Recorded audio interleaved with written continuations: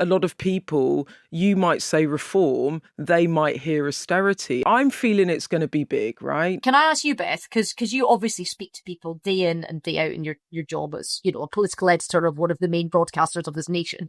Is your sense that this genuinely is a squeaky bum time, or is this they're laying the road for something to be not as bad as we think it's going to be? Look, there's two things that are going to go on next week, which are going to be extremely difficult for the Chancellor, extremely difficult. And you can see already the Conservatives weaponising, moving, mobilising on the economy to try and get some credibility back for them and really politically attack Labour. The two things that are going to happen next week is growth is going to be downgraded. That is a massive deal. Rachel Reeves has predicated her whole chancellorship on growing the economy. The growing the economy is the whole catchphrase of the entire government programme, right?